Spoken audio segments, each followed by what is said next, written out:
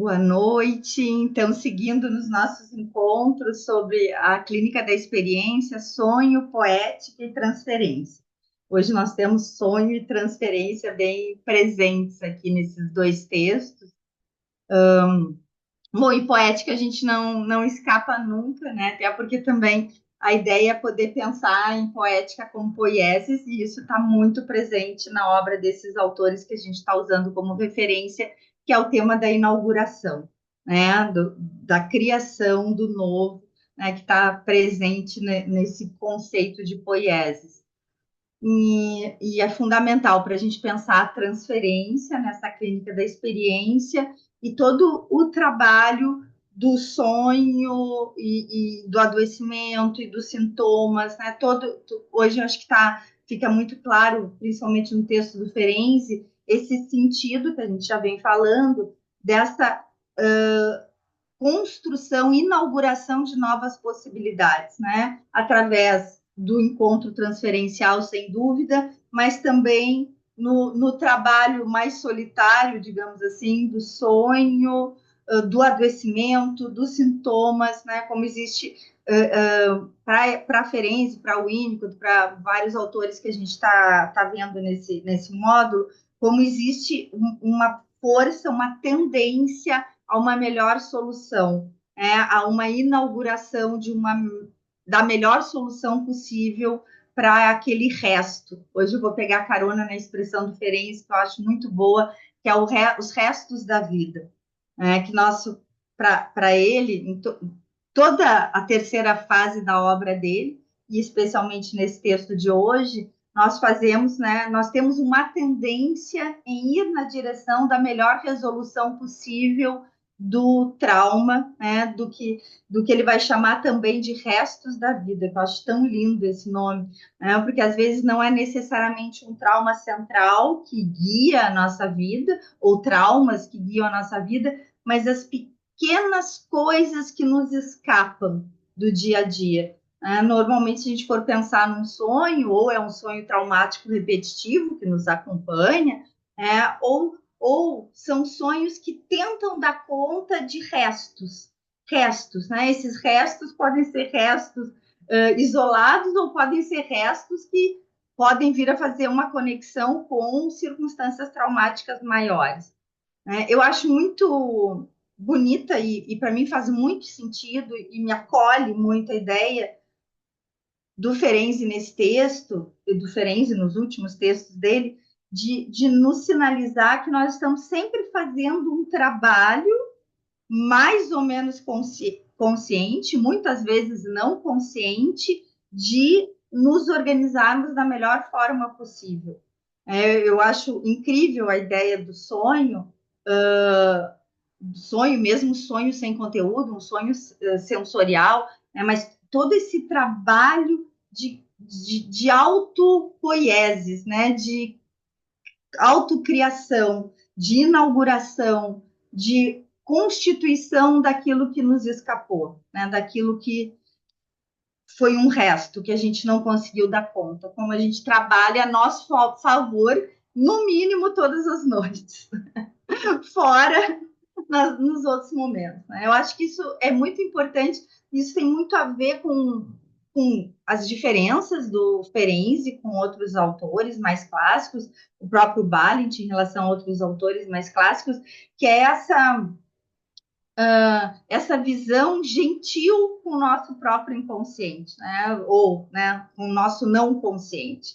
A gente se dá conta de quando a nossa não consciência nos trai, mas na verdade ela está sempre fazendo um trabalho, ou quase sempre fazendo um trabalho econômico, né, nos poupando de um trabalho mais consciente e sempre fazendo um trabalho econômico de tentativa de elaboração. Né? E de vez em quando nos trai, assim, nos trai e daí a gente não esquece.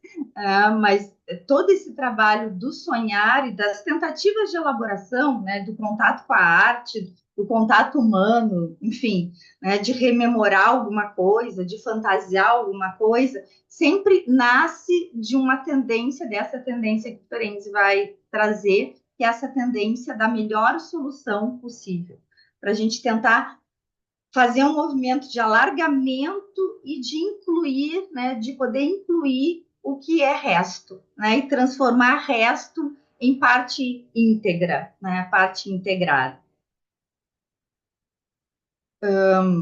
Bom, eu propus também a leitura do texto do Balint, retomando, acho que muita gente sabe, você sabe, que o Balint, ele é um autor e quem teve a oportunidade de ler a Falha Básica do Balint, ele cita muito Ferenczi, vou falar aqui uma coisa que eu acho que todo mundo sabe, o Balint, ele foi analisando Ferenczi, ele era húngaro também, né, tem uma conexão muito grande entre os dois autores, tanto como um processo analítico, que penso eu que foi bem sucedido, como todo o trabalho de Balint, quando ele vai para Londres, no mesmo ano que o Freud, em 38, se distanciando do nazismo, e ele vai para a Sociedade Britânica, e como vocês sabem, ele passa a fazer parte do grupo independente de Londres, ele faz parte ali do grupo do Massoud Khan, da Marion Milner, da Margaret Mahler, do Winnicott, ele faz parte desse grupo, com algumas possibilidades de aproximação com o Winnicott, que eu penso que são inegáveis, e com muita citação do Ferenczi, muita referência ferenciana também nas ideias dele, mas não só a gente encontra pensamento parecido com Ferenczi, ele efetivamente cita Ferenczi, ele traz Ferenczi, né? Ele faz referência explícita ao Ferenczi.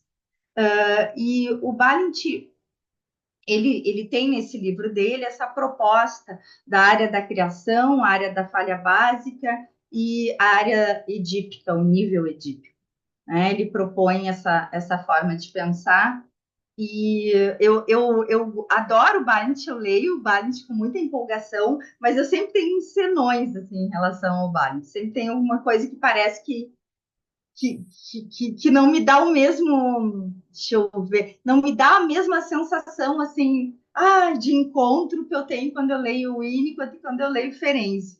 Parece que tem alguma coisa que não é dita, assim, eu me lembro que, eu não sei se isso hoje faz tanto sentido para mim, mas eu me lembro quando eu li Balint pela primeira vez, eu dizia, mas falta ele falar qual é a teoria do desenvolvimento dele, né? Qual é a teoria? Ele fala das áreas, mas falta alguma coisa. A Fatinha, ai que bom. Sempre que a Fatinha concorda comigo, ai que bom. Fico bem aliviada. Isso tanto online como nas plateias. E quando ela fala, eu fico assim também. Mas falta alguma coisa, né? Ele pensou isso de uma forma muito apropriada. Ele tem algumas contribuições, por exemplo, quando ele propõe que a gente não chame de pré-edípico, né? Isso para mim é genial. Acho que a gente falou aqui já no grupo, né?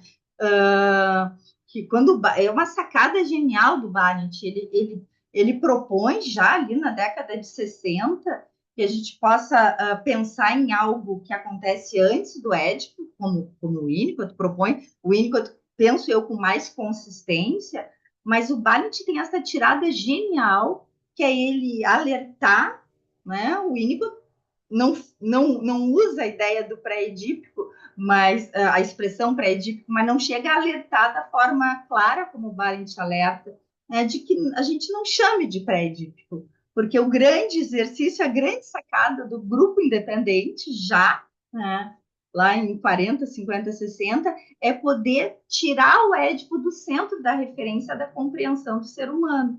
Então, se a gente chama de pré-edípico, a gente está fazendo a referência do Édipo como no centro. Então, é um exercício interessante isso que ele nos propõe.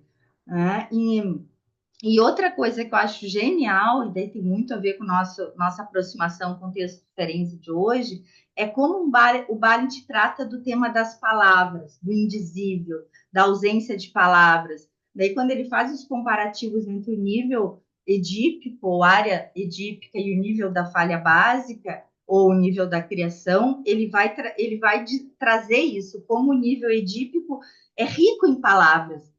Quando a gente trabalha no nível edípico, mesmo que não seja o que o paciente precisa, né? Mas quando o analista está trabalhando no nível edípico, ele tem um repertório de palavras e de metáforas e de simbolismos à disposição dele, que é muito confortável e que a gente pode dizer assim, é muito divertido até. Eu acho que a gente não acha mais divertido isso, mas pode ser muito divertido, né? Quem mergulha nessa coisa metafórica, esse prazer simbólico, é muito divertido falar de desejo, falar de sexo, falar de intenções, outras intenções, né? Más intenções, boas intenções.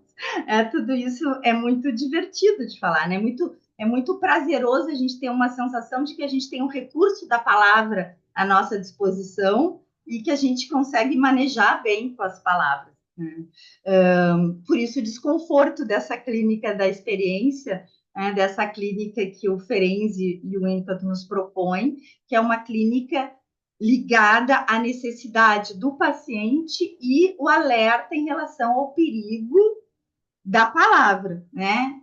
Efetivamente a palavra vai ser usada, mas o cuidado para não ficar colocando a palavra num lugar superdimensionado, né? Como se o grande momento do processo fosse o encontro da palavra certa.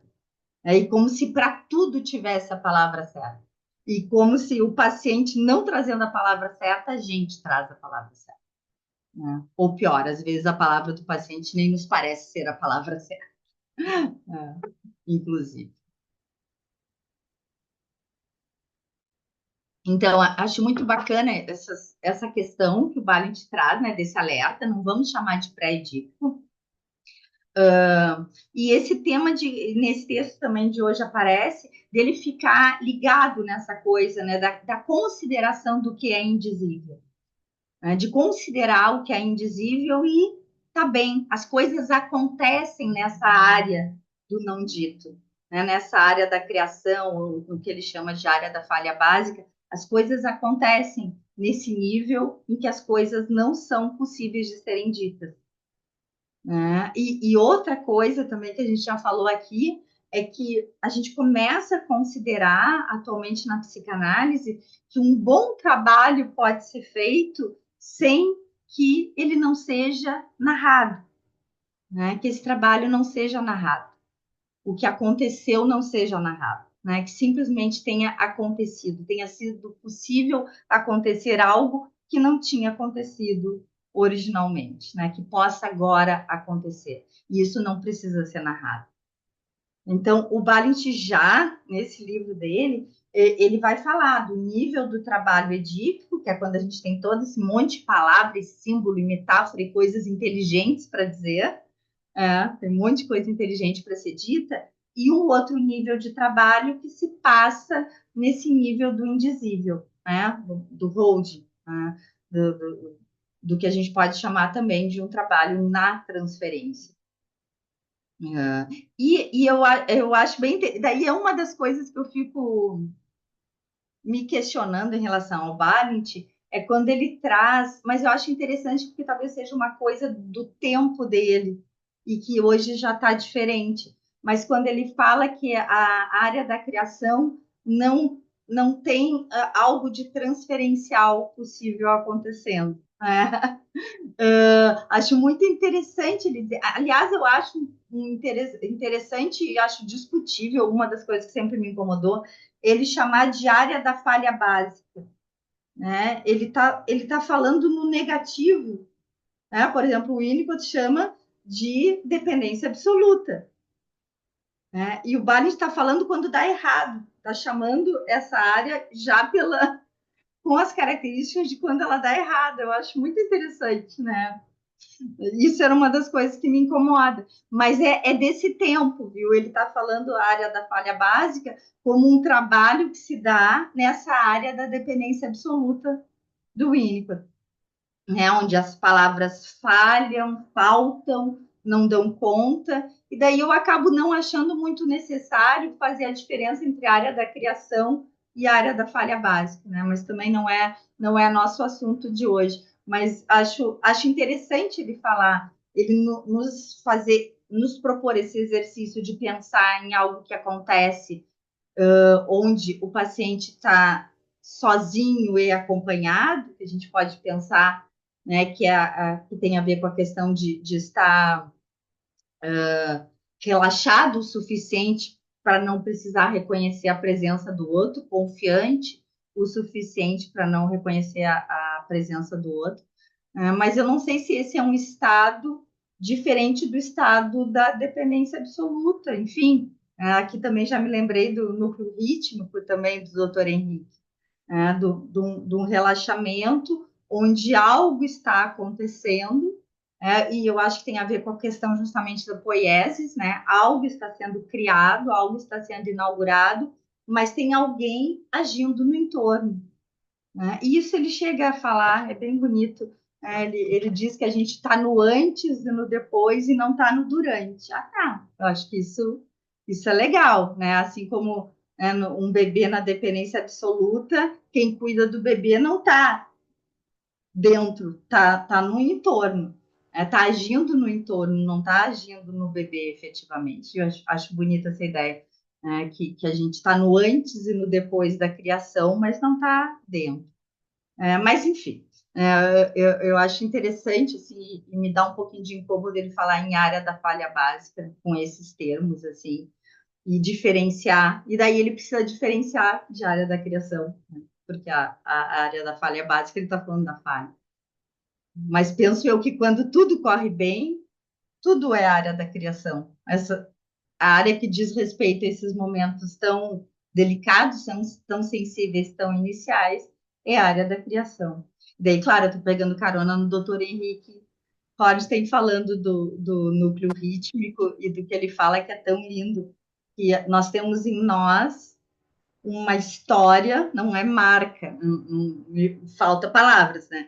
Uma história, uma experiência de criação básica, que é de uma autocriação, né? Inclusive biologicamente, o doutor Henrique fala, né? Nós temos em nós a experiência de que nós somos capazes de criar, inclusive pela questão biológica, ou inicialmente pela questão biológica, né? De irmos, né, nos desenvolvendo, crescendo a partir desde do útero materno. Mas, enfim, eu trouxe essa ideia do Barthes, essa proposta, um texto pequenininho, bom de ler, que nos dá essa ideia geral do livro dele, da ideia dele, e nos coloca nessa, nesse lugar pensante, assim, incômodo desse tema sobre a transferência. Onde é que está, o que é essa transferência quando o nosso paciente não está nos reconhecendo, né? Não está tendo espaço para nos ver, ou não está precisando, ou não está podendo nos enxergar. Oi, Lucas, pode falar? Eu não conhecia esse texto do Barthes, não, eu tinha lido pouco o livro dele, assim, só dois capítulos. Mas tem uma coisa aqui que me chamou a atenção, né? Talvez depois a gente vá conversando sobre. Tem um trecho bem bonito que ele fala sobre a concepção, gestação e parto, né? Desse ato da criação, assim. Mas na primeira página, no final do segundo parágrafo, ele comenta algo sobre as primeiras fases de ficar mentalmente doente e a recuperação espontânea da doença. E no final do outro parágrafo, do terceiro, ele fala: logo que a doença atinge o estágio no qual o indivíduo pode se queixar a respeito dela a alguém, existe um objeto externo que podemos utilizar no trabalho com nossos métodos analíticos. Eu fiquei curioso com isso porque eu coloquei uma interrogação, assim, eu achei bonito, mas eu acho que eu não entendi muito bem. Quando ele fala sobre esse processo de ficar doente e a recuperação espontânea da doença. Tem a ver com o que você começou falando no início, sobre como esses autores vão pensar os próprios processos de adoecimento, talvez? É por aí? Sim, acho que não tem como separar disso, apesar de que eu penso muito na doença física aqui. Mas daí tem a ver com a minha história pessoal também, que a minha filha, quando ela ficava doente, resfriada, qualquer doença assim da infância, acontecia uma coisa muito impressionante que a gente notava, era muito visível.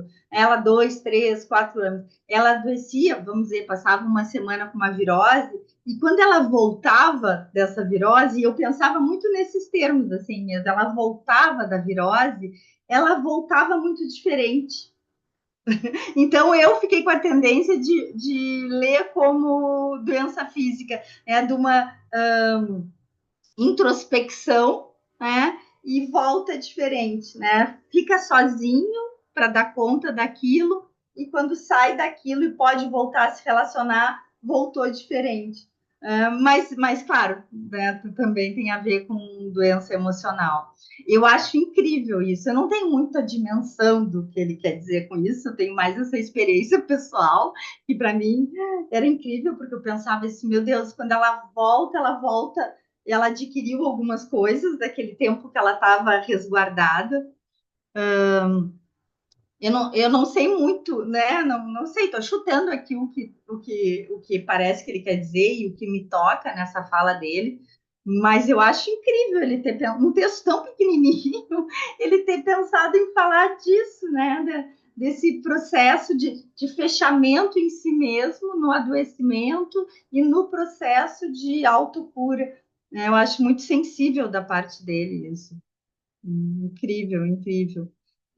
Claro, eu acho que reforça essa ideia que a gente já tem lendo o Winnicott, pensando na dependência absoluta, de como a nossa ação tem que ser no entorno, né? Com todo tipo de doença e com todo tipo de vulnerabilidade, não é doença, né? Todo tipo de vulnerabilidade do outro, pensando também num bebê absolutamente saudável, né? Mas todo tipo de vulnerabilidade, a nossa ação é sempre no entorno, partindo do pressuposto, né? O que sustenta essa ideia de que a ação do cuidador é no entorno? É a ideia do potencial. Né? Existe um potencial de cura ali, existe um potencial de amadurecimento, de desenvolvimento, ou nas situações de adoecimento, existe um potencial de cura que está ali, e que o nosso trabalho o trabalho do cuidador, é cuidar do que está em torno. Aí é muito bonito, esses autores, eles são, acho incríveis. Lucas, quer falar? Quero só mais um comentário que você falou. Eu não tinha pensado sobre essa doença no nível biológico. E aí, recentemente, eu li um trecho no Diário Clínico do Ferenczi e tinha até feito um post sobre isso. E me fez lembrar porque ele fala os glóbulos vermelhos, se eu não me engano. Ele fala assim: e assim como devo agora reconstituir novos glóbulos vermelhos, será que devo, se puder, criar para mim uma nova base de personalidade e abandonar como falsa e pouco confiável a que eu tinha até agora? Terei neste ponto a escolha entre morrer ou me reorganizar, e isso aos 59 anos? Por outro lado, viver sempre a vida à vontade de uma outra pessoa, terá isso algum valor? Uma tal vida não será já quase a morte? Perderei demais se me arriscar a ter essa vida? Nossa, acho esse trecho É muito. incrível. Mas me fez pensar por conta dessa associação que ele faz com os glóbulos vermelhos, né? Que tem Uhum, algo no sentido de uma defesa, assim, do corpo, algo por aí. uhum, sim. E preferência é uma metáfora e também não é uma metáfora, né? Por causa da doença dele, né, ele acaba morrendo, então, de anemia perniciosa, eu vou falar do meu jeito, ignorante, né? Mas é uma incapacidade dos glóbulos vermelhos de levarem a vitamina B12 adiante. E que hoje isso é tratado só com reposição de B12, mas na época era uma doença terrível, né, com afecções nervosas seríssimas, não só nervosas, mas físicas também. Oi, pessoal que chegou depois, chegou muita gente depois, boa noite. Boa noite, a gente está pelo Balint aqui ainda. Boa Tá? noite, Luísa. Boa noite, que bom ver vocês. Mas, enfim, então, esse texto do Balint, como, né, vários textos dele, ele nos coloca nessa inquietação, falando do tema do trabalho em análise que passa pela falta de palavras, pela dificuldade de palavras. Ele faz essa observação sobre um trabalho não transferencial, da possibilidade da existência de circunstâncias em que não se estabelece uma relação transferencial. E fica aqui a questão, né? Não se estabelece uma relação transferencial, ou é, como eu falei, da época. uma dúvida se isso era possível de ser chamado de transferência. Né? A Margaret Little vai escrever, né, também integrante do Grupo Independente de Londres, e vai trabalhar muito com o tema da transferência psicótica. Né? E daí a gente fazendo aquela, lembrando como isso era muito claro para o Freud, a ideia de que o trabalho só era possível, o trabalho analítico de ser feito a partir, né, do abandono da teoria da sedução, com pacientes que estabelecessem uma neurose de transferência ou uma transferência neurótica. A gente começa, esses autores começam a circular por esse campo da não transferência ou transferência psicótica ou transferência não neurótica, né? Começam a passear por esse campo, pensando sobre isso e também propondo adaptações técnicas importantes para poder receber esses pacientes, né, em estados não transferenciais ou estados de uma transferência não neurótica. Né? Bom, eu vou indo devagarinho. Mas tem coisas lindas mesmo, Lucas. Eu vou ler aqui uma passagem. Eu ia já ir para o texto do Ferenczi, mas tem aqui uma passagem maravilhosa, entre tantas, que o Balint vai dizer. Um, dois, três, quatro. No quinto parágrafo, lá no meio do quinto parágrafo. O parágrafo é: nesse caso, novamente encontramos as dificuldades criadas pela nossa linguagem adulta e convencional. Eu vou ler todo o parágrafo, que é muito legal. Isso é uma contribuição belíssima do Valent, que ele vai fazer durante todo o livro, assinalar isso. Nesse caso, novamente, encontramos as dificuldades criadas pela nossa linguagem adulta e convencional. Sabemos que não existem objetos na área de criação, mas também sabemos que nela, na maior parte do tempo, o sujeito não está completamente sozinho. O problema é que nossa linguagem não tem palavras para descrever ou até mesmo indicar os algos que estão presentes. Esses algos é transferência, né? Eu acho que aqui ele resolve um problema meu, que eu não sei se é dele, não sei se é de alguém, que é existe uma questão transferencial que não nos oferece possibilidade de palavras. Por isso a ideia do trabalho na transferência e não a interpretação da transferência. Né? Nós trabalhamos na transferência e não colocando o fenômeno transferencial em palavras. Porque daí pode ser um grande erro, né? Porque obviamente, se nós formos fazer o exercício de colocar o fenômeno transferencial em palavras, nós corremos um risco, e nem sei se tem como não cair nessa cilada de falar em termos adultos sobre alguma coisa que é do campo do inaugural. Né? Mas, enfim, o problema é que nossa linguagem não tem palavras para descrever ou até mesmo indicar os alvos que estão presentes. Quando o sujeito não está completamente só, para poder falar a respeito, propomos utilizar o termo pré-objeto, pois embrião de objeto seria muito definitivo em alemão. Em alemão, nem vou ler isso aqui, poderia ser um termo adequado. Se compreendemos Bion, ele encontrou a mesma dificuldade, sua proposta nesse caso em especial foi chamar os elementos de alfa e beta e a função de alfa. Né? Então, ele assinalando que algo acontece. Né? O grande perigo é o nosso furor de colocar em palavras esses alvos. Né? Bom, daí aqui eu já fico mais, já gostei mais. Esse parágrafo me dá uma sensação boa. Luísa, Mas, só mais um trecho aqui do que ele. ótimo. Essa parte aqui no parágrafo anterior, que ele fala: todas as linguagens, tanto quanto nos é dado conhecer, descrevem esses estados por palavras derivadas da concepção, gestação e parto.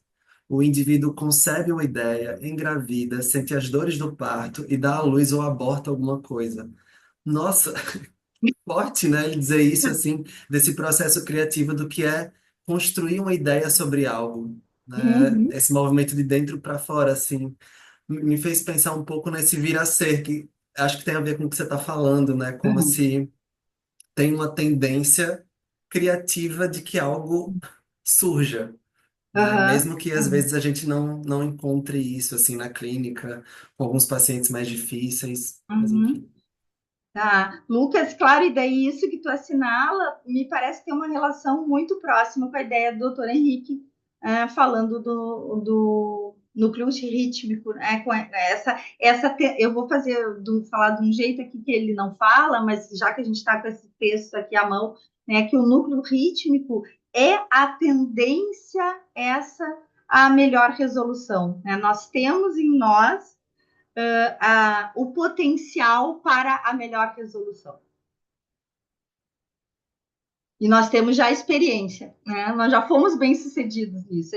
É isso que o doutor Henrique quer falar, penso eu. Já perguntei para ele várias vezes isso. E ele já me falou de várias formas diferentes, né?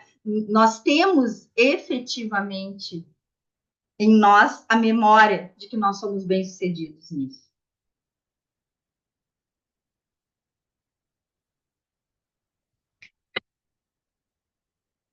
Bom, daí a gente vai para esse texto incrível, né, do Ferenczi. Nosso tema principal hoje é o tema do sonho. Falamos também da questão transferencial, esse trabalho na transferência, e esse tema da criação aqui, que a gente está conseguindo falar de um jeito bem amplificado, né, usando aí o doutor Henrique, a ideia do poiesis também. Mas esse texto do Ferenczi, ele começa como um ensaio, né? É um texto que não foi publicado, que ele não escreveu para ser publicado. Quem tem acesso, já teve a oportunidade de ler o Diário Clínico, vai ver que é uma linguagem muito parecida, assim, descomprometida. Ele vai escrevendo para não esquecer, para desenvolver depois. E ele vai fazendo essas anotações sobre da psicologia da comoção psíquica, que é a parte 1 desse texto. Eu penso que esse texto, não se sabe bem a data, mas eu acho que foi escrito antes do Confusão de Língua. Ele não chega a usar o termo confusão de língua aqui nesse texto, nem a expressão identificação com o agressor, também não. Então, eu penso que o confusão de língua veio depois, né? Que é quando ele traz pela primeira vez o conceito de identificação com o agressor. Eu penso que aqui é um nascedouro do confusão de língua. E ele traz, então, esse esforço dele para nos falar sobre o tema da comoção psíquica. E tem algumas coisas geniais aqui nesse texto, também é um texto tão curtinho, e ele vai falar sobre, deixa eu ver qual é a expressão que ele usa. Ele vai falar da fragmentação ou defesa, mas eu queria ver como é que eu anotei. A desorientação. Tá? Desorientação psíquica. É um dos termos que ele usa. Ele fala de comoção, ele fala de uma série de formas, fragmentação, né? Mas uma das palavras, uma das expressões que ele usa é desorientação psíquica. Nesse texto, ele é muito denso e é escrito, né, descomprometidamente, não está preocupado conosco, que vamos ler depois. Mas esse texto, entre outras coisas, ele traz uma ideia que é, enfim, eu acho que é o coração das últimas contribuições do Ferenczi, que é a questão de como que a desorientação psíquica é uma proteção. Né? E daí a gente pode fazer o paralelo com o Winnicott, né, de como que a desintegração é uma proteção, né? Como que a psicose é uma proteção. Né? Que o Ferenczi usa essa expressão desorientação psíquica, é uma defesa. Né? E daí ele traz, ele explica, ele vai tentando explicar, e só para a gente fazer uma pincelada aqui em relação à identificação com o agressor, ele diz que um do, uma das funções da desorientação psíquica, mediante uma circunstância traumática violenta, é a suspensão da percepção do mal. Isso aí ele está dando uma pincelada sobre identificação com o agressor, síndrome de Estocolmo e tantas histórias que a gente sabe sobre isso. Mas olha que coisa genial esse autor que se distancia cada vez mais da teoria da pulsão de morte, da necessidade da teoria da pulsão de morte, quando ele nos diz que a desorientação psíquica é uma reação defensiva mediante uma circunstância traumática violenta e que uma das funções da desorientação psíquica é suspender a percepção do mal. Né? Que coisa, eu fico assim, como é que ele se deu conta, ele inserido na psicanálise, né? Ele inserido naquele grupo seleto de psicanalistas da época, compreendendo os quadros mais graves, dos sintomas mais graves a partir da teoria da pulsão de morte, que estava dito, estava bem, era confortável, né? Era confortável. E ele vai entrar nesse terreno tão delicado que ele pagou um preço alto, de pensar que o mecanismo de defesa em nome da sobrevivência é justamente minimizar o mal, né? Minimizar a ação do outro, a sua vulnerabilidade em relação ao poder do outro. Né? E que isso não, obviamente, não tem nada a ver com desejo, né? Que era a outra explicação que tinha em pauta, né? Que existia o desejo de sofrer, o desejo em nome da pulsão de morte, né? E ele se dá conta, eu não sei, eu acho que faz sentido, né? Porque mesmo que a gente esteja razoavelmente distantes da vulnerabilidade da infância, da extrema vulnerabilidade, das ameaças gigantes que nós, né, fomos submetidos, e mesmo de situações traumáticas, né, posteriores, né, mesmo que nesse momento a gente não esteja mergulhado numa circunstância de comoção psíquica, eu acho que acho que faz sentido, né? Eu acho que faz sentido para vocês a gente poder entrar em contato, assim, essa sintonia fina de como nós vamos nos movimentando no sentido de minimizar a percepção do risco que a gente vive.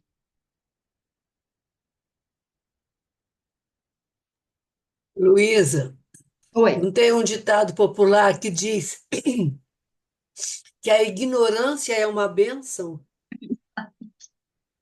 Exato, a identificação com o agressor é exatamente isso. Não é? É essa benção, a identificação com o agressor é essa benção, a síndrome de Estocolmo é essa benção da ignorância. E isso é respeitável, é muito respeitável.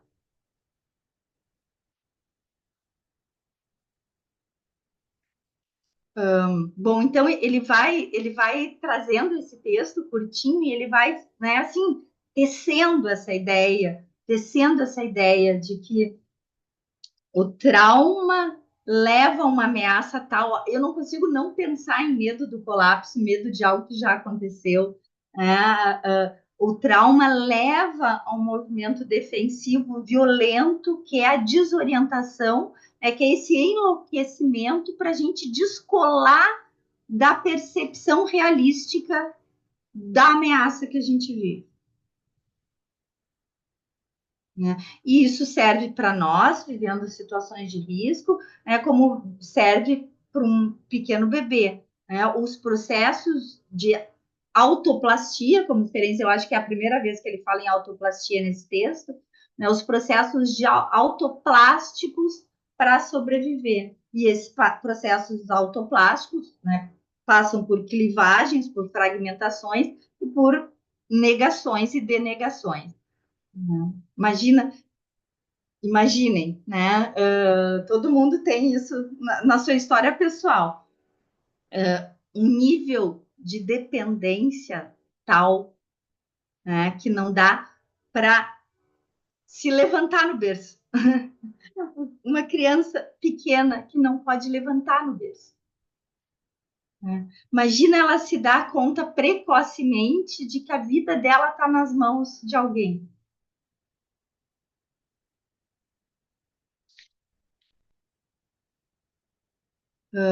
Bom, ele segue nesse mesmo, na parte 1 ainda, e vai falar do eu tenho sempre que ler, catonadolog, né? Que é a sorte do soldado.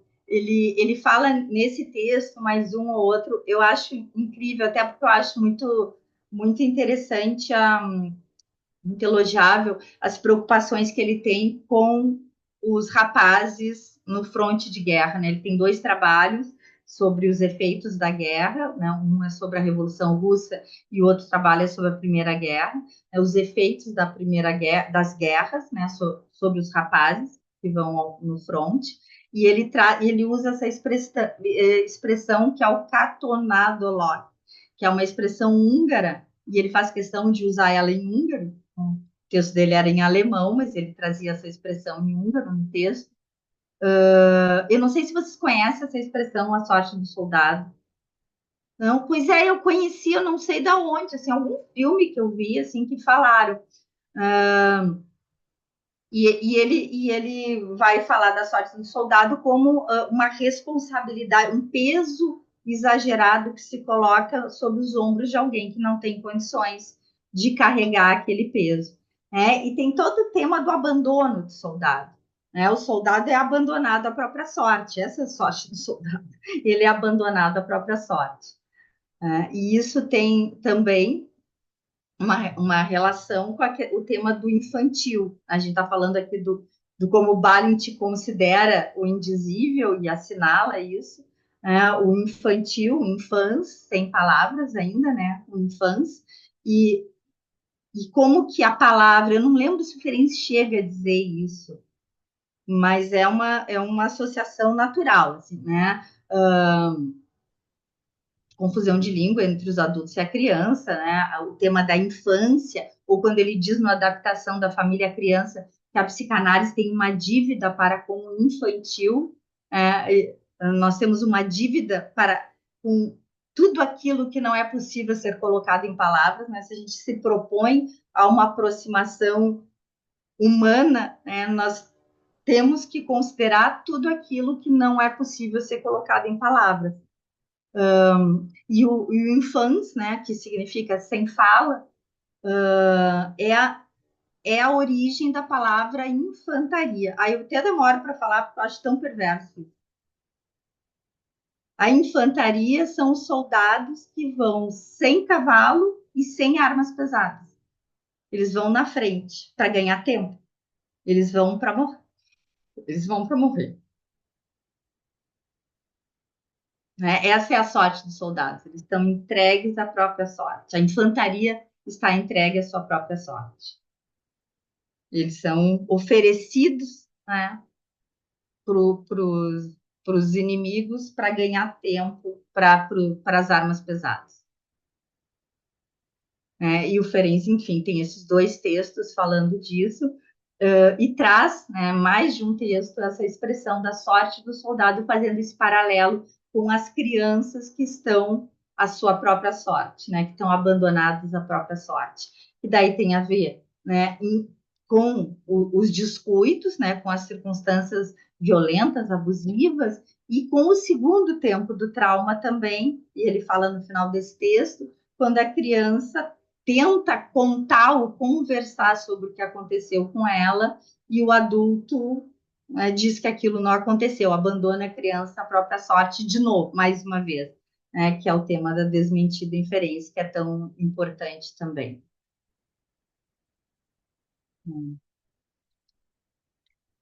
E essa confusão de língua em relação aos adoecimentos de guerra é uma confusão de língua que preocupa a Ferenc e que é muito perversa, que é, por exemplo, tem um texto do Ferenc sobre guerra que ele vai falar, ele está questionando que tem alguns neurologistas que estão levantando questões sobre por que os jovens soldados que estavam funcionando tão bem no fronte, fazendo o que tinham que fazer, quando voltam para casa adoecem. Né? E daí o que é corrente assim na época é que uma das interpretações, precisa ser muito inteligente para dizer essa besteira que eu vou dizer agora, mas era um dos pensamentos assim dos pensadores da época, é que eles adoeciam para receber a pensão do Estado. Né? E se a gente for pensar, e o Ferenc questione, até ele não desenvolve muito esse tema, ele apresenta mais esse tema, né? Que é e que é incrível, porque acaba fazendo parte de das ideias diferentes. Esses são textos do segundo volume, mais ou menos, que é o tema do funcionar, né? Quando é que eles estão doentes, efetivamente? Né? Quando eles chegam em casa e sentem ou pensam que podem adoecer, né? Ou quando eles estavam no fronte de guerra, matando e correndo risco sem pensar, né? De uma forma totalmente desconectada, né? Ou quando eles voltam para casa e conectam, né? Porque eu acho que é isso que acontece nesses adoecimentos, né? Algo se conecta e a pessoa cai. Né? Antes não podia acontecer isso. É bem interessante essas preocupações diferentes, mas enfim, ele usa, ele se preocupa com os jovens no front e ele usa também como uma metáfora para pensar nas crianças abandonadas, sendo entregues ao sacrifício. Bom, daí ele chega na segunda parte do texto, que é sobre a revisão da interpretação dos sonhos. Ele não publicou nada sobre interpretação dos sonhos, né? Ele até num dos últimos textos, agora não me lembro qual dos últimos textos, mas ele ainda elogia o Freud sobre a interpretação dos sonhos. Eu acho que é no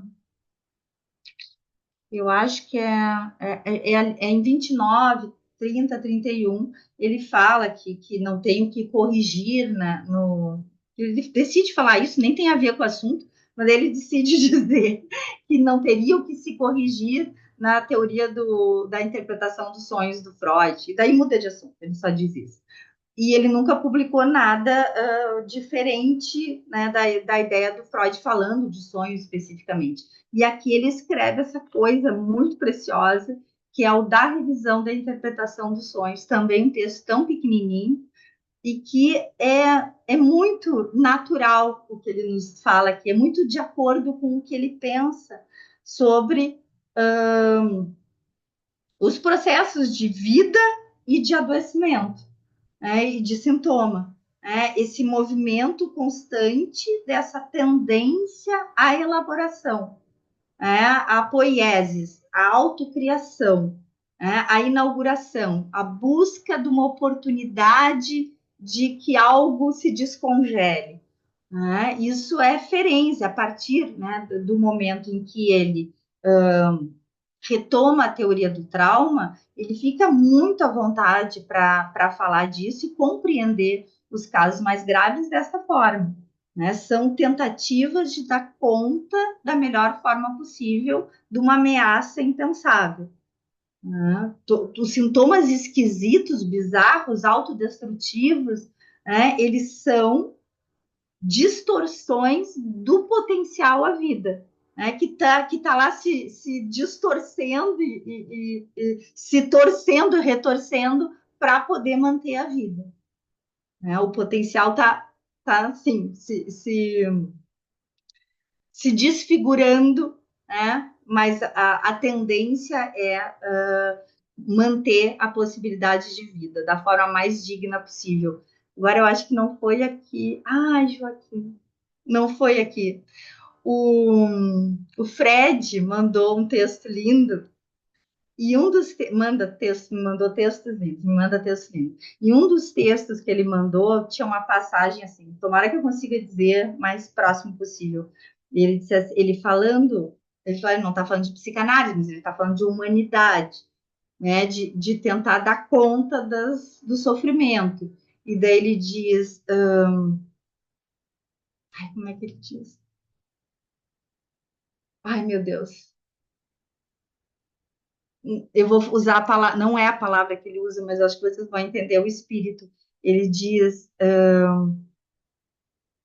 isso não é genuíno, mas ainda assim é digno.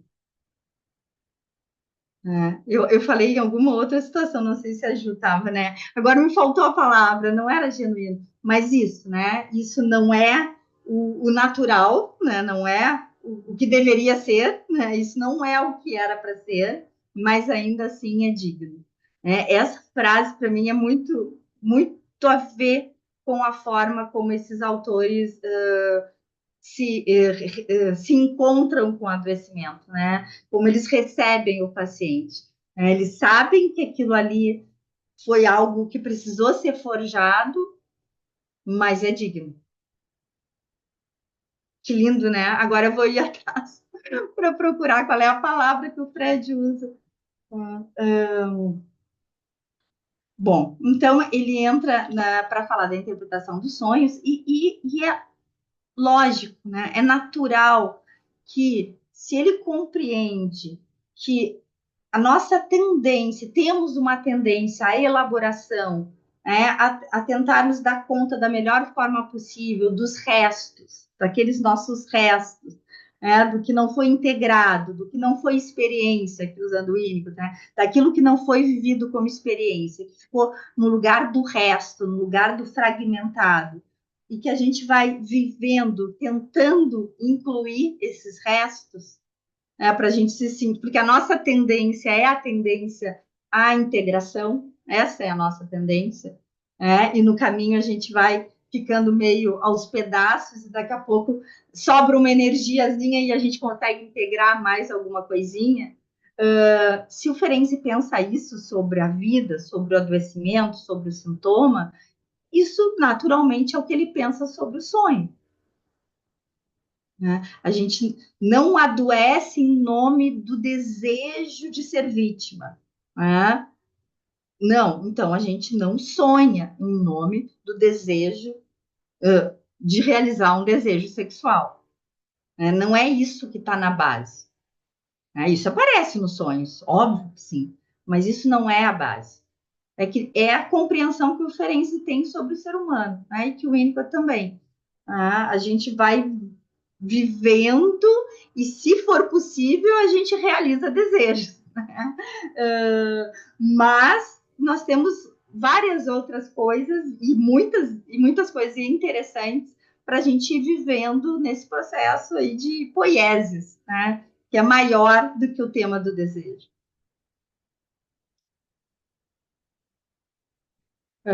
Então, quando ele vai falar de sonho, ele é muito atrevido, né? Porque daí é escancarado demais, né?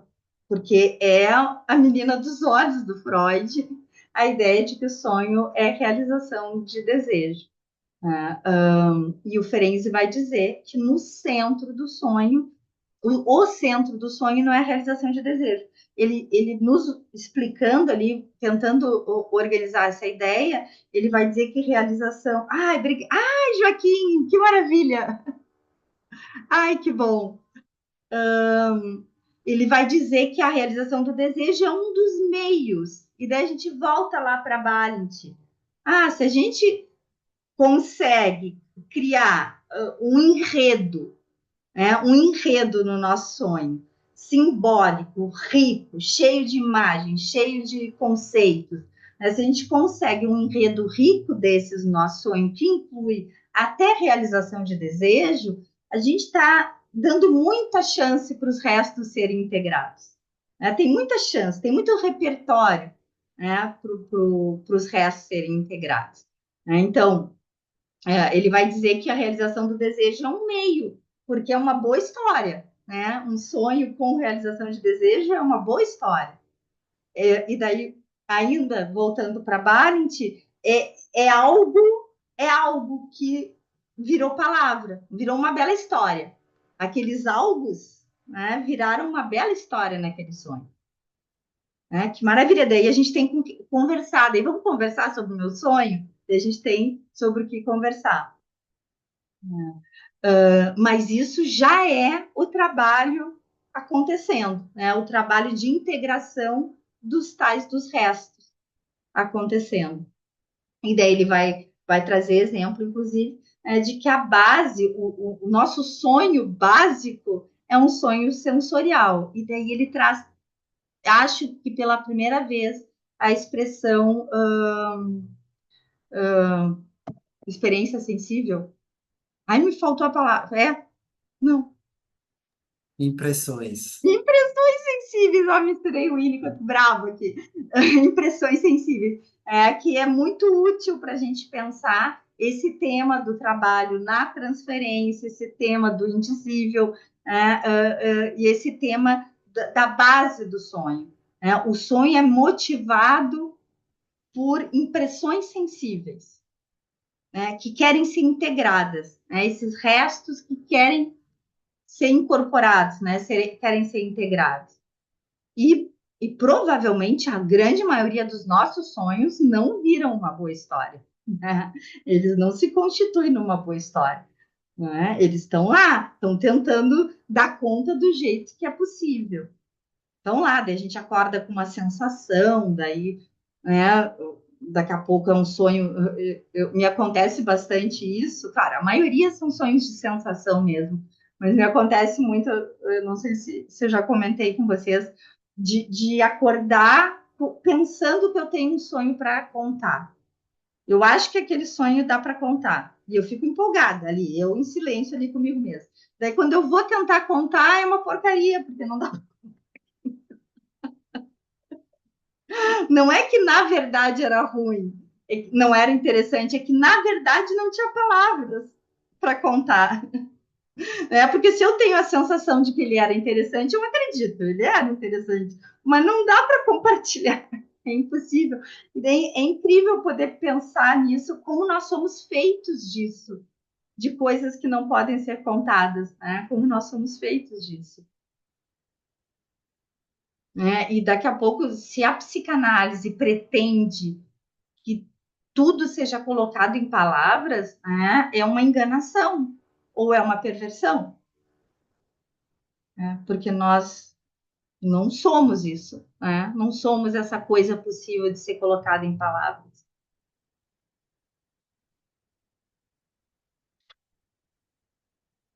E quem tiver um sonhozinho de elaboração aqui, e que fique claro elaborado. Eu acho que são os mais comuns, né? Os sonhos de elaboração são tão corriqueiros, que é o coração do sonho, preferência, a busca da elaboração, a busca da integração, os sonhos repetitivos, às vezes não são nada muito trágico, né? Nada muito trágico, mas aquelas coisas que a gente fica tentando entender, e daí sonha de um outro jeito, daí sonha de outro jeito, daí sonha de outro jeito, e fica tentando integrar aquilo ali. Oi, Micheline, espero que tu vá contar um sonho. Não vou contar Não, sonho, tô não. brincando. Eu pegando aí o que você está falando, em relação ao sonho, aqui logo no início da revisão da interpretação dos sonhos, ele fala muito, ele comentou aqui a questão, logo na metade do primeiro parágrafo, tá? Uhum, Quando ele faz essa relação com os restos diurnos, né? Aí que ele disse, podemos acrescentar os restos da vida, né? São de fato sintomas de repetição de traumas, que é uhum, muito conhecido, que a tendência à repetição na neurose traumática também tem a função intensivamente útil. Aí ele diz, ela vai conduzir o trauma a uma resolução. Aqui ele está dizendo como se o sonho, independente ele pegando os restos de Uno ou a coisa entra no campo da repetição. Assim, uhum, que eu quero dizer assim, o Freud naquele texto, repetir, recordar, elaborar, ele fala que os nossos comportamentos compulsivos de repetição é uma tentativa de a gente, ao mesmo tempo, revelar aquilo que está escondido, né?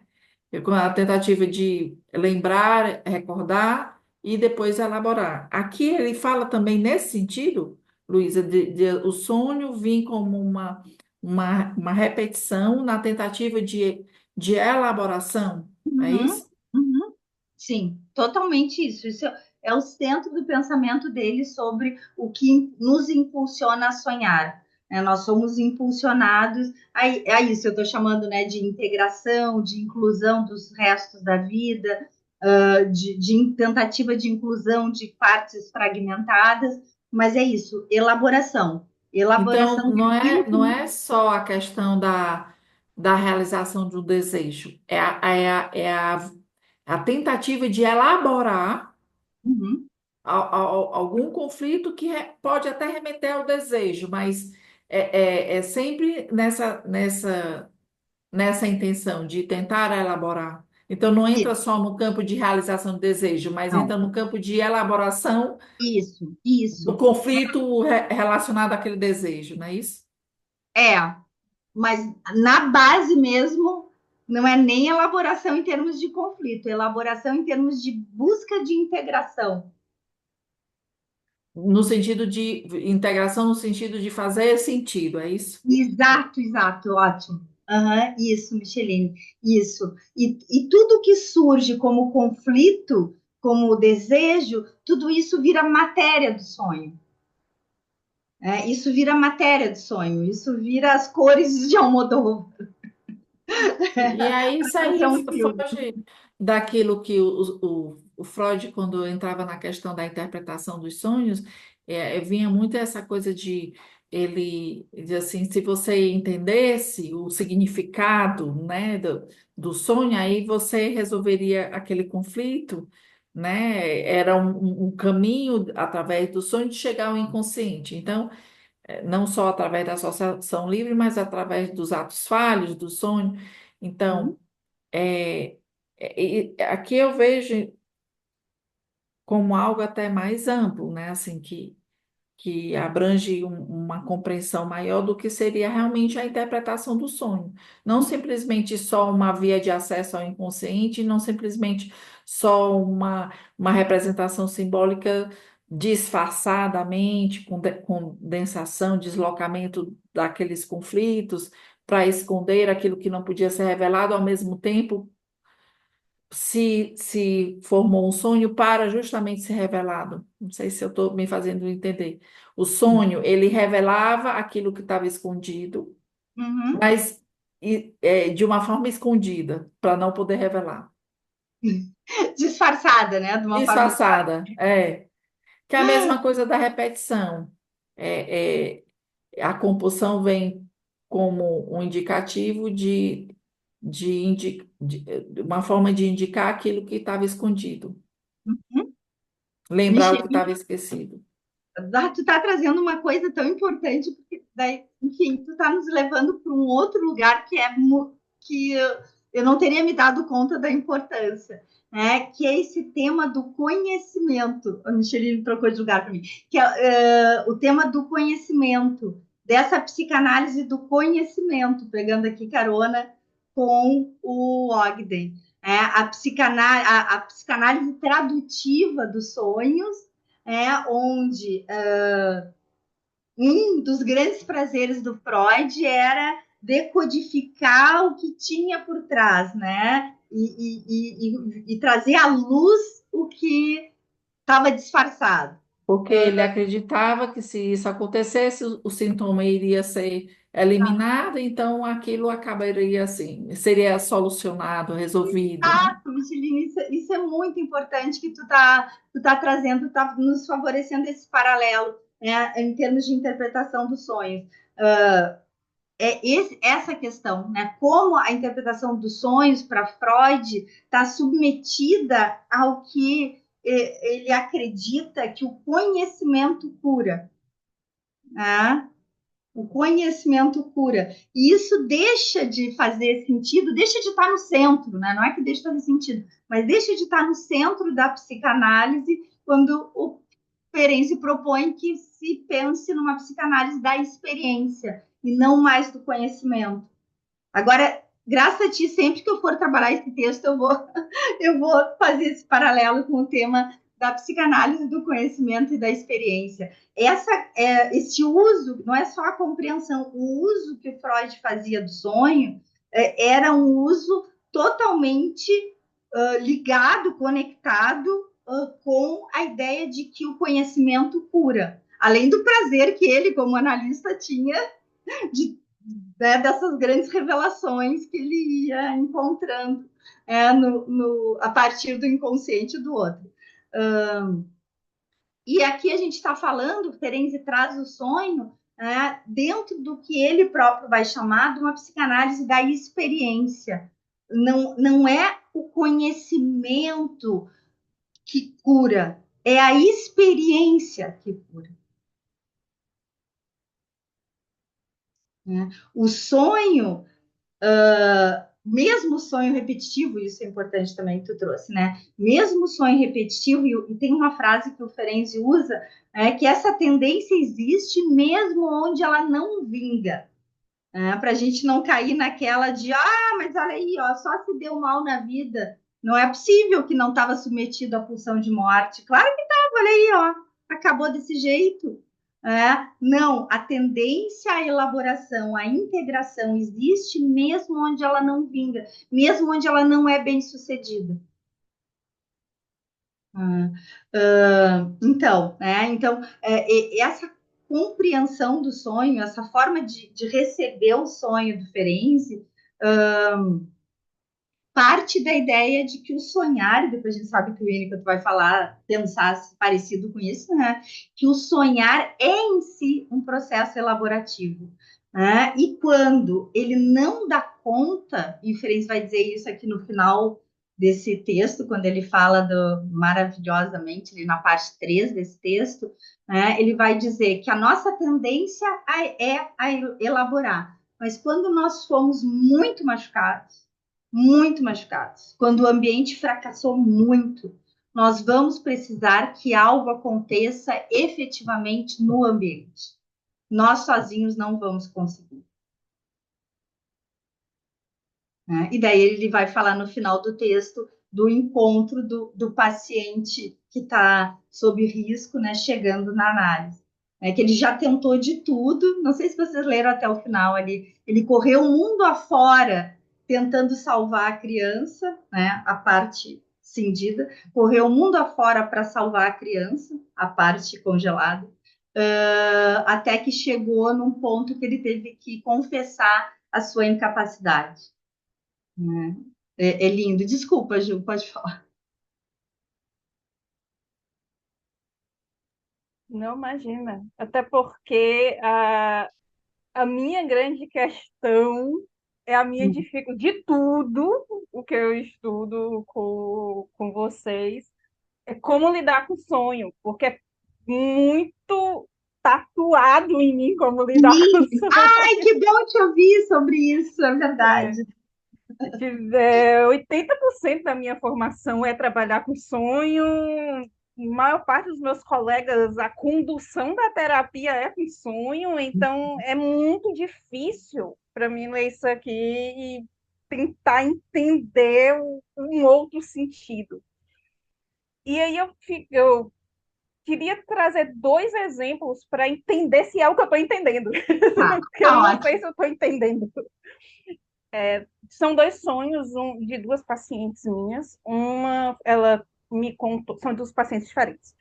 Uma foi há umas 3 semanas atrás e outra foi essa semana. Há 3 semanas atrás, a minha paciente teve um problema muito sério jurídico. Ela teve um confronto com uma pessoa do trabalho que é uma figura de autoridade muito alta e ela abriu-se um processo contra ela por conta disso. E ela teve acesso a esse processo. Quando ela leu o processo, ela viu que o que ela fez estava narrado, a parte mais grave estava narrada do jeito que tinha acontecido, e tinha alguns pormenores que estavam diferentes do que tinham acontecido. E ela é extremamente explosiva. Na verdade, essa questão foi justamente porque ela explodiu em cima dessa figura de autoridade. E ela é extremamente explosiva. E nessa noite ela sonhou que esse chefe dela entregava uma arma para ela e ela ficava muito angustiada com essa arma e ela queria devolver essa arma. Ela não queria ficar com essa arma. E aí, na sessão, ela traz esse sonho e ela entendeu que desse sonho, pelo tanto que ela queria largar essa arma, estava dizendo que talvez dessa vez ela não devesse explodir. Porque ela queria abrir um processo com relação ao processo que ela estava levando. Porque ela ficou muito indignada do processo dizer que ela falou coisas que ela não falou, sendo que a questão era outra. Então, ela chegou na conclusão por esse sonho que talvez dessa vez era melhor, mesmo ela tendo recebido uma arma, ela não usar. Oh, meu Deus, que E aí, eu queria. Pois se Eu não. fosse eu no sonho, eu tinha matado ele com 50 tiros.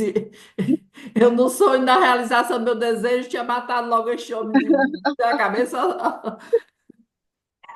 Pois é, aí é que está a questão do sonho, não, nesse caso, desse tipo de trabalho que vai mais no que ela sente em relação a essa arma, a esse sonho, e ela chega nessa conclusão, porque ela chegou muito rápido nisso, justamente pela necessidade dela de largar a arma. É o que ela lembra, eu só queria me livrar daqui. Seria mais nesse sentido, então, que ele fala das impressões, do sentir o sonho. Outro sonho que eu queria falar muito rapidamente de uma outra paciente minha, ela sonhou que ela está passando por um momento super difícil da vida dela, em que ela tem que estar constantemente em hospital por conta do processo de saúde do filho dela. Então, é uma rotina pesadíssima, difícil. E aí ela sonhou e em casa, ela é uma mulher que infelizmente sofre muita opressão, então além de tudo ela tem que trabalhar muito em casa, ela não descansa. E ela chegou dizendo que tinha um sonho para me contar, e no mesmo dia antes do sonho, ela contou que não aguentava mais, que estava muito cansada, e toda vez que ela ia descansar, o marido dizia que ela se sentia sendo julgada pelo marido porque ela ia dormir. E aí ela chegou, e depois disse assim, vou contar meu sonho. E aí ela contou que ela ia trabalhar numa fábrica que ela já trabalhou, e embaixo dessa fábrica era a casa de uma avó de um ex-namorado dela, que ela disse assim, eu gostava muito dela, era muito acolhedora. E eu ia para essa casa e eu chegava lá e ia dormir. Só que depois eu subia e minha chefe estava lá e eu ficava com vergonha que ela ia me ver que eu tinha descansado. Então eu ficava me sentindo super julgada por ela e ficava escondendo e tentando fugir dela para ela não saber que eu tinha parado para descansar. Aí, obviamente, na hora ela se deu conta do sono. Mas foram dois sonhos que foram muito nessa coisa do sentir, como você se sentiu em relação ao sonho. É isso, entendeu? Eu quero entender como é que isso funciona né, dessa forma aqui. Tá, Juliana, eu ouvi teus sonhos e eu acho que eu pensei, tenho a pretensão de que eu pensei de uma forma parecida com o que tu pensou nos dois sonhos, né? São sonhos de integração, de organização, de reviver ansiedades, né? Sonhos de ansiedade, obviamente, diferente considera isso, né? Sonhos de ansiedade são sonhos que estão tentando entrar em contato com essas ansiedades e tentando organizar da melhor forma possível. E eu achei dois exemplos tão lindos. Eu nem sei bem qual é a tua dúvida. Não sei se eu patentei. Eu leio e eu não sei se eu estou entendendo a questão da interpretação, como funciona na clínica, como é que a gente recebe esse sonho, porque para mim é muito diferente. Se eu fosse fazer um trabalho mais junguiano, digamos assim, eu ia muito pelo que cada coisa significa, ia aprofundar, enfim, a coisa ia caminhar muito. Eu acho que eu até já falei em alguns momentos que eu hoje me recolho muito mais, porque eu sinto que eu estou matando a galinha dos ovos de ouro, quando eu começo a cavucar muito sonho, né? Eu fico com essa sensação que tem algo muito precioso e eu começo sagrado. Aí adorei matando a galinha dos ovos de ouro. De repente já perde o sentido. Deixa a galinha quietinha. Isso, só que dessa forma ele parece superficial para mim, entendeu? Ele acaba ficando como se fosse mais superficial. Eu não sei nem explicar como é que é. Porque é tão diferente que é difícil. Não, eu acho que de certa forma, olha só, não sei nada da teoria junguiana, nem da orientação de interpretação dos sonhos. mas eu acho que acaba tendo uma coisa parecida no sentido disso que tu falou, né, do sagrado, né, de diferente, né, talvez sustentado por uma teoria junguiana, fosse se decodificar, traduzir, fosse ver o que tem por trás, né, qual é o simbolismo disso, partindo de referências diferentes de uma interpretação freudiana, mas interpretando, né, propondo compreensões. E a compreensão, o conhecimento, como a Micheline estava trazendo, é a ideia de que o conhecimento, a elucidação pura. E quando tu fala, né, que parece que a gente não está fazendo nada, não tá fazendo, ou é um olhar mais ingênuo, que tu falou, como é que tu falou? Mais simples, mais ingênuo? É mais superficial. Mais superficial, isso. E superficial é uma boa palavra, né? Quando a gente começa a repensar essa ideia do inconsciente profundo. Aliás, a gente falou, né, nos nossos encontros, falamos bastante sobre isso, né? Sobre esse lugar sensível e superficial. Como o superficial é extremamente sensível. Esse exercício aí que a gente faz, né? Para fazer uma aproximação com uma subjetividade contemporânea e poder passear da subjetividade moderna para a contemporânea. É que isso é extremamente sensível. O paciente poder sonhar esse sonho, lembrar desse sonho, contar para ti, tu receber esse sonho, e o ter técnica suficiente para não cair na tentação de decodificar esse sonho a partir das nossas referências simbólicas, tudo isso é muito terapêutico. É muito terapêutico, né? Dentro da ideia do crescer para menor. Crescendo para menor. Receber esses sonhos e pensar, né? Pode ser que a gente ache que vale a pena fazer boas interpretações metafóricas, mas pensar e não deixar no automático, né? Pensar se alguma interpretação tradutiva não vai se sobrepor e interromper alguma coisa muito sagrada que está acontecendo.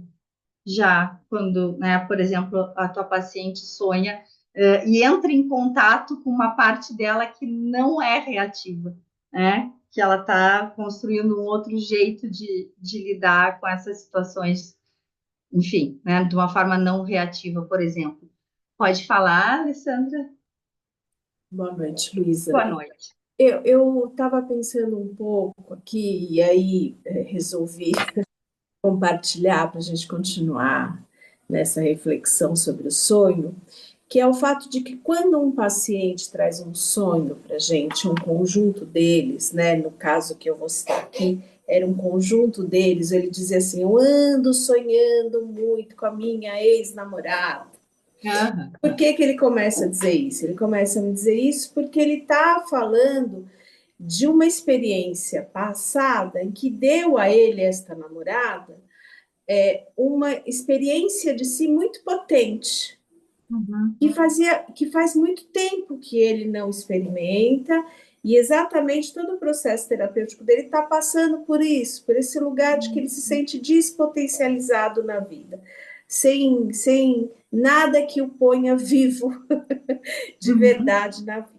E ele vai me contando esses sonhos, os sonhos que ele vai tendo com ela, onde ele está querendo me ressaltar no relato dele, o fato de que no sonho ele sempre tenta alcançá-la, e na hora que ele vai alcançá-la, ele não consegue.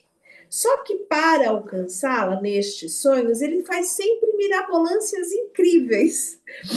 Pega avião, sai num país, assim, ele vai contando de formas que todo o relato, muito empolgado, vai me dando uma experiência, né, nesse encontro, de não de alguém que está assim, despotencializado, ao contrário, de alguém que está de uma forma muito potente buscando essa, né, pessoa ou essa experiência de si através do encontro com essa pessoa que conta, de alguma maneira, o quanto ele pode ser potente. E eu vou ouvindo, ele E eu viro para ele numa determinada e falo, nossa, eu tô achando alguma coisa tá diferente. O que você tá me falando de como você se sente despotencializado por não ter ficado com ela, né? Por outro lado, tudo que você vai me contando fala de uma força, né? Esse sonho o tempo todo. Eu não estou entendendo. Quando eu digo isso para ele, porque é o que eu estava experimentando com ele no relato do sonho, porque o sonho é isso, ele sonhou lá, mas ele vem para a análise contar um sonho, ou seja, sonhar de novo comigo, né? Uhum. O que eu estou experimentando aqui não é o que você está tentando me dizer que esse sonho representa. Me parece que ele está falando de outra coisa. Quando eu digo isso para ele, ele fala, ele tem assim ele cai em si que de fato a experiência que ele viveu com ela contava no passado e agora os sonhos estão contando para ele de como eles têm sim uma potência. Uhum. Ele não está podendo nesse momento sofrer dela, mas que ela está ali, que ela pode ser de alguma maneira, eu vou dizer, recuperada, né, de novo experimentada. Então, eu fiquei pensando um pouco de como o sonho que é trazido para dentro da sessão é de novo um sonho, é de novo uma Ah, sim, exato. Uhum. caminho Também. de elaboração, mas que se dá no encontro, ali no entre o paciente e o analista, né? Ou seja, lá sozinho, vamos pensar assim, lá na área, né? Como que o Ballant diz, na área de criação, Uhum. fica um pouco nesse contexto, né? Uhum. Não sei, fiquei pensando aqui, mas junto com o analista, ele entra Uhum. numa outra área, Uhum. né? Está numa outra área. Uhum. E Ai, tem a troca, né, daquilo que nós dois juntos estamos sentindo a partir do relato, do sonhar uhum. junto. Não sei, quis dividir isso com vocês para Ai, mas lindo isso que tu traz, né? Além do sonho ser lindo e a tua compreensão ali que vocês puderam compartilhar é linda, mas me passa muito essa ideia numa circunstância que não é uma circunstância de um sonho traumático repetitivo, né? Que vai ser tema para o Ferenczi e para o Freud, e cada um vai para caminhos diferentes, né? Os sonhos traumáticos dos jovens que vinham da guerra, né? Os sonhos traumáticos repetitivos, que aquilo ali virou uma questão na psicanálise, por que sonha de novo e sonha de novo se sonha a realização de desejo? Por que sonha de novo se sonha a realização de desejo? Né? Mas tu traz numa situação que não é dessa potência negativa, destrutiva, catastrófica, mas uma coisa muito legal que é o sonho que para ele deixa eu ver, ele botar em prática, botar em marcha todo o seu potencial elaborativo, ele precisa ser contado para alguém. E ele deu sorte porque ele contou para a pessoa certa. Eu acho que isso acaba sendo muito ferenciano, assim, né? O sonho tem sempre o potencial elaborativo. Mesmo esses até não são tão terríveis, mas mesmo os sonhos terríveis, eles têm o potencial elaborativo. E quando eles começam a ser repetitivos, é porque eles estão não estão conseguindo ir para frente, eles estão fracassando no seu potencial elaborativo. Nesse momento, seria muito bom que essa pessoa tivesse alguém para compartilhar esse sonho, para que todo esse potencial elaborativo do sonho que não está em marcha possa pegar no tranco, mediante a presença de alguém. No teu caso, tu tinha uma coisa linda para dizer para ele, importantíssima, mas às vezes só de contar, a pessoa tem uma relação diferente com o próprio sonho. Como tu falou, é sonhado de novo, É um sonhado de novo numa outra circunstância, não mais tão solitário, talvez. E daí eu não sei quem que a gente está terminando já, mas acaba que o finalzinho do texto tem a ver isso que a Lê trouxe, que é o último parágrafo do Reflexões sobre o Trauma, o último parágrafo da terceira parte, quando o Ferenczi vai falar Para mim, assim, é emblemática da linguagem poética e humana e descomprometida com a metapsicologia que o Ferenczi tem quando ele escreve esse último parágrafo desse capítulo, né, que nem era para nós estarmos lendo, né, que ele escreveu para ele mesmo. Quando ele vai falar, né, quem conhece o Winnicott, acho que todo mundo conhece aqui um pouquinho, né, quando ele vai falar sobre os pacientes que são pacientes que correm riscos sérios, né, que precisaram se quebrar no meio para sobreviver, e ele vai falar de alguma coisa que depois o Winnicott vai chamar de verdadeiro e falso self, e aqui ele está chamando de várias formas diferentes, né, usando tudo que ele pode usar de linguagem poética para nos explicar que uma parte inocente fica, né, é salva por uma outra parte que é sacrificada. Essa ideia da clivagem, né? Mediante ameaças grandes, tem que ter movimentos reativos grandes. Né? Mediante grandes ameaças, tem que ter uma autoplastia violenta. Né? E a autoplastia violenta, que para a Ferenczi, que vai dizer respeito aos quadros que ele vai estudar e sobre os quais ele vai escrever, é uma clivagem onde uma parte inocente, eu acho muito bom ele dizer isso, né? Uma parte inocente fica protegida enquanto uma outra parte é sacrificada. Quanto maior a ameaça, nossos mecanismos de defesa vão ser mais violentos e mais partes de nós vai precisar ser sacrificada. Né? Para que uma partezinha seja preservada. Então, daí é lindo, ele chama essa parte que é sacrificada de anjo da guarda, ele chama de várias formas o anjo da guarda, ele fala que o homem abandonado pelos deuses, né, a pessoa submetida a uma situação traumática violenta, olha a linguagem, o homem abandonado pelos deuses escapa totalmente à realidade e cria para si um outro mundo, né, no qual, daí essa observação, liberto da gravidade terrestre, pode alcançar tudo o que quiser. Olha a onipotência secundária, né? Os mecanismos onipotentes. Pode alcançar tudo o que quiser. Se até aqui esteve privado de amor, inclusive martirizado, desprende agora, né?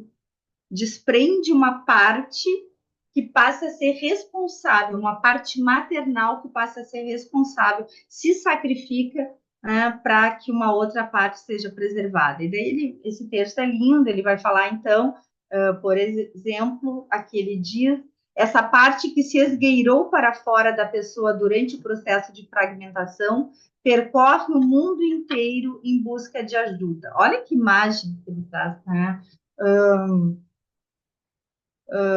Imagina coisas para a criança que nada pode salvar, né? Fica acreditando que vai conseguir salvar essa criança. Pode falar. Patinha, quer falar? Ah, não, pensei que tinha feito assim. Então, isso é claro, é o cerne da ideia da identificação com o agressor. Essa parte sacrificada é a parte adultificada, é a parte que perde a inocência, e às vezes isso de uma forma muito explícita, né? É a parte que acredita que é culpada. Mas isso é outra conversa.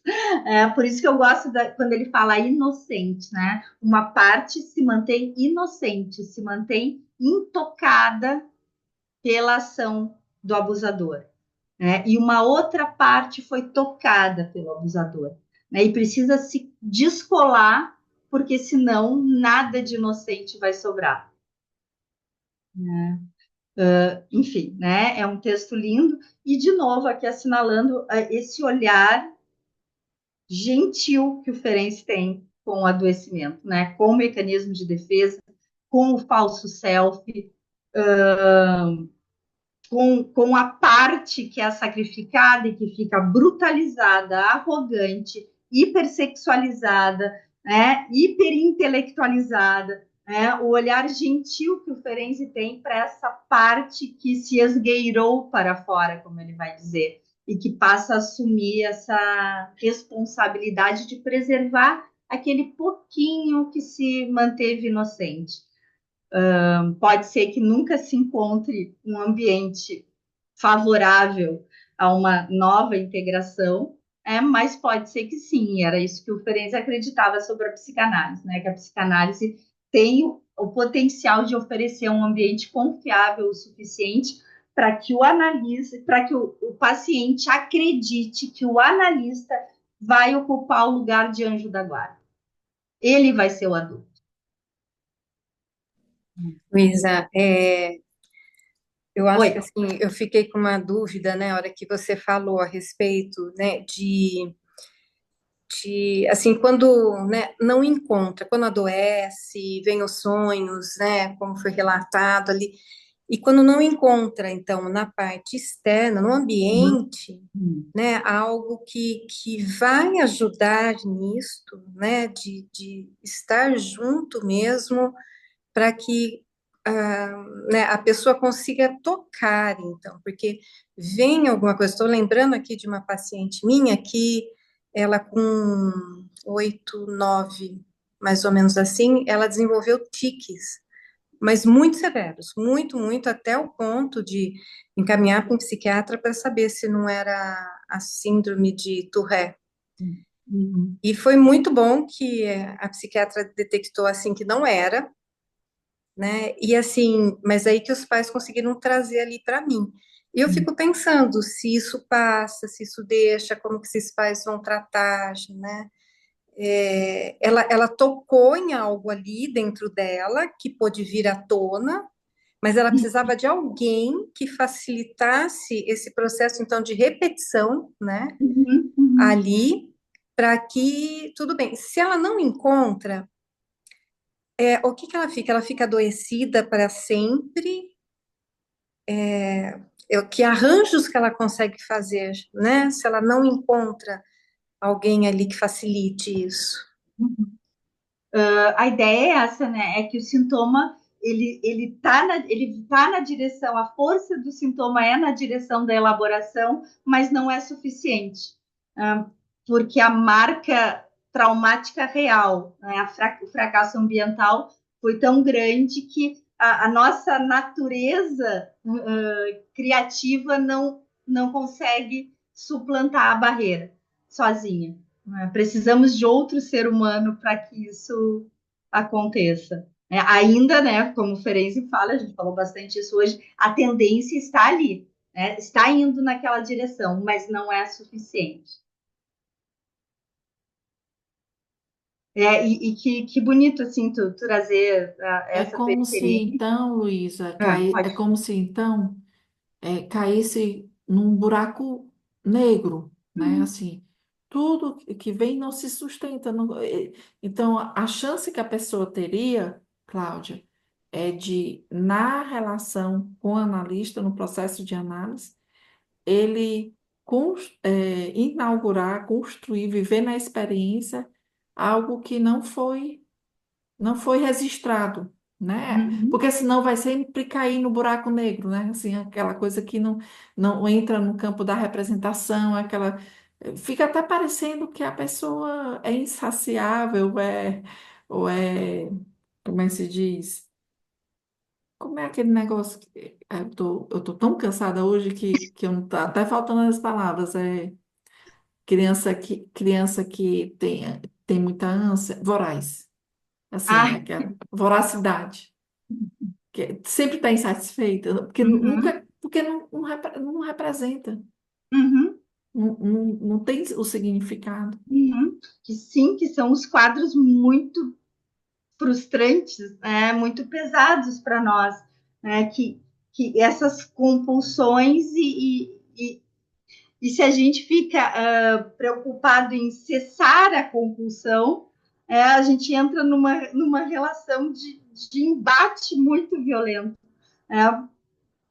Todo tipo de compulsão. Né? Se a gente fica conversando com a compulsão, interpretando a compulsão, a gente fica num lugar estéril, né? Num lugar muito estéril. Ah, por exemplo, mesmo, né, interpretando o Tiki, por exemplo, né, é um lugar absolutamente estéril, porque não é algo para ser traduzido, é algo para ser inaugurado, né, que era o que tu estava falando, Michele, não é para ser traduzido, é numa circunstância favorável que possa ser inaugurado. Pessoal, muito obrigada. Adorei conversar com vocês. Gosto muito, óbvio, né? Acho que fica. E sei que tem muita gente aqui que adora esse texto. Né? Fica bem na cara que eu adoro também. E, e a gente se vê então para falar do texto do Figueiredo, que é Vicissitudes do Encontro Psicanalítico ou o Susto com o Momento Presente. Né? Eu Depois não vou te ver próxima semana lá em Fortaleza. Eu vou te ver em Fortaleza próxima semana. Para quem não vai, vai ficar só da inveja. vamos tirar muita foto. Ah, vai ter a prosa nordestina, gente. Aproveitem. A gente estava falando aqui, estava falando, é de Nordeste a Sul, Nordeste a É, Sul. vai muita gente, vai Depois ser temos muito aqui legal. também. Mas ai, vai ser ótimo. Encontro vocês então. Aqui o Lucas, a Micheline, a Juliana. Não sei se tem mais alguém que vai estar em Fortaleza. A Lê vai estar em Fortaleza ou tá dando tchau? Eu moro em Fortaleza. Que história é essa? Sou de Fortaleza, eu nunca nem te encontrei É por que faz lá. muito tempo que eu moro aqui, eu moro um ano só aqui. Ah, então foi assim, eu vim para Brasília e tu foi para lá, né? Ah, você está em Brasília, tá? Moro em Brasília. Nos veremos A então. Selmy vai, a Nise vai também. Vai o pessoal para Fortaleza. Bom, daqui a pouco a gente está se encontrando, então. Pessoal, boa noite. Até o próximo encontro, até Fortaleza, até Porto Alegre. Vai acontecer muita coisa nesse semestre. Tirem fotos, hein? Tirem fotos e postem, tá? Sem dúvida. Um beijo, obrigada. Beijo, boa Beijo. noite. Boa noite. Beijo, Obrigada, Joaquim, tchau. pelo texto do Fred. Perfeito, que bom que tu já colocou. Tchau.